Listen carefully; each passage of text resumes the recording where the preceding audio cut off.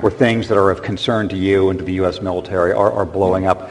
Could you give us a brief big picture of how dangerous you think this time of history is? Is it chronic annoyance or is it actual danger? And when will the United States see some end to these wars, especially the now 13-year war in Iraq, Afghanistan? Jim, I think we are living through one of these historic defining times. I think we are seeing a new world order, post-World War II, post-Soviet Union implosion, being built. Many questions about, first, among the American people and our leaders, what's the role of America in this new world that is evolving? Should we have a role? What is appropriate? Each one of these issues, regardless of where they are, affects us now, will continue to affect us into the future. I've said, Chairman Dempsey said, President Obama has said, Secretary Kerry, others, that what we're seeing in the Middle East with ISIL, is going to require a steady, long-term effort. It's going to require coalitions of common interests, which we are forming. We have more than 60 countries now with us to deal with this. This is an ideology. This is a dynamic that in total we've never quite seen. And then you look at all the other dimensions, the rise of China, Russia, what Russia has been doing the last 6 months, a pandemic disease, Ebola being an example, budget issues. We've got a Congress that can't work together. If we're not paying a price today, we will pay a big price tomorrow. Russia has successfully test-fired a new intercontinental ballistic missile.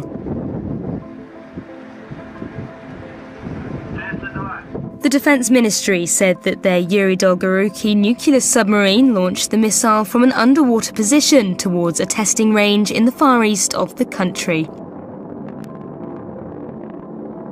An unusual amount of activity from Russian planes today. NATO says it's tracked 8 Russian aircraft over the North Sea and the Atlantic Ocean. What is going on here over the skies of Europe? It's quite a busy day, very unusual to see this much activity on the part of the Russian Air Force.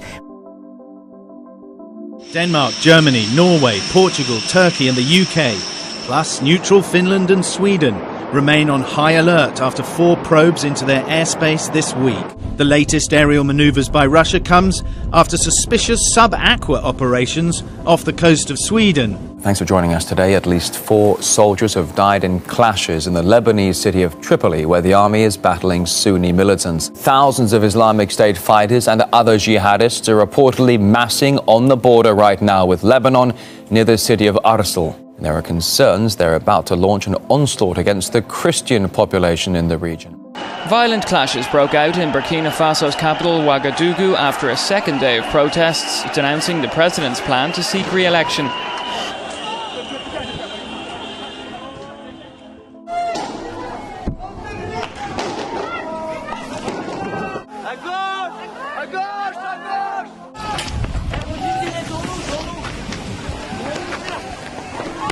A somewhat surprising theological statement from the head of the Catholic Church to report on. It now appears Pope Francis is open to the theories of evolution and the Big Bang. He told a Vatican audience that neither idea conflicts with the idea of creation.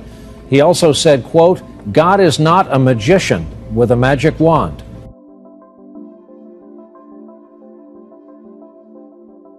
It's hard to call Elon Musk a technophobe. There's one bit of future tech Musk isn't so keen on: artificial intelligence. And during a recent MIT Aerospace Symposium, Musk issued a grave warning about the potential dangers of AI research. With artificial intelligence, we are summoning the demon.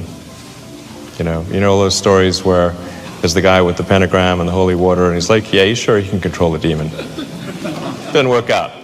An Oklahoma man is blaming the devil for making him crash his car into a controversial monument. The Ten Commandments monument on the grounds of the state capitol.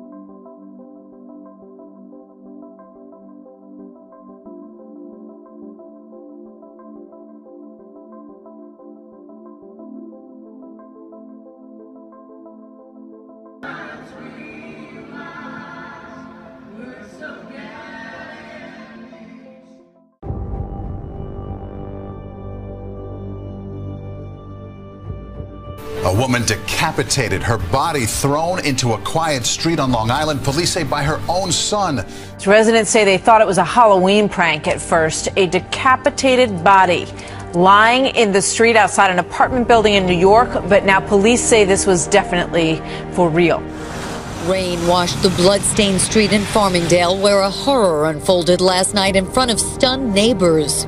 I'm horrified that I actually was standing right in the car, saw a head, saw a body, dismissed it as a Halloween prank.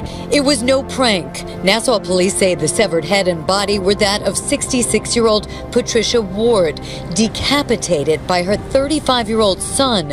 After killing her in the apartment they shared, police say Derek Ward dragged her downstairs through the lobby, then to Secataug Avenue. A half an hour later, committing suicide, throwing himself in front of a moving Long Island Railroad train. A manhunt is underway this morning in Washington, D.C. after another axe attack on police. The officer was injured while trying to disarm a man with an axe. He was not hit with the weapon. Sources tell our affiliate WUSA that the man used an axe to hit the window of the officer's cruiser while he was inside. This comes on the heels of a hatchet attack in New York City last week that wounded 2 cops. And right now at 6, new information about the murder of Jacob Crockett in Stillwater. Police say he was nearly beheaded. A 21-year-old Stillwater man is accused of using a large machete-like sword to kill one of his so-called friends. The probable cause statement says Marin's own brother watched in shock as he pulled a sword during a card game. Coherent.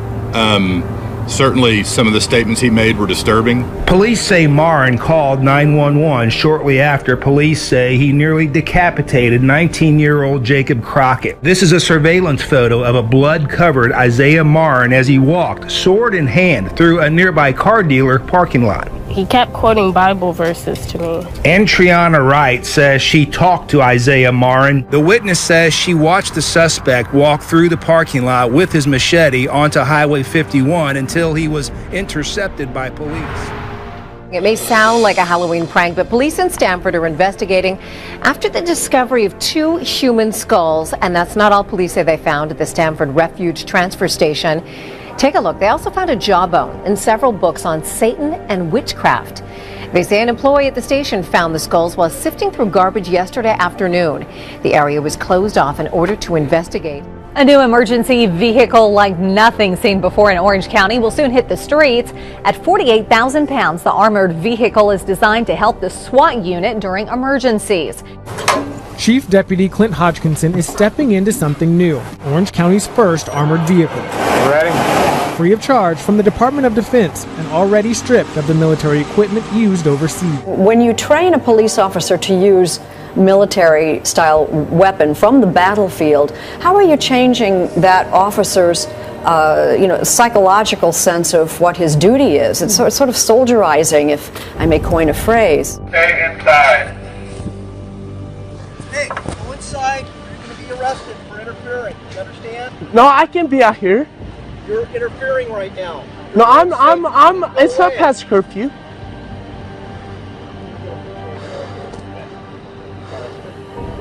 This is the police. We're serving a search warrant. I can't see nothing. 2825 Northeast 23rd Street. Go inside right now. Anyone inside that location, stay where you are. No, I'm okay. I'm fine. Inside right now. I have no weapons. I'm fine. Go. Hey, this is my place. Yeah, go. All neighbors stay inside and away from windows. Hey, this is on iCloud.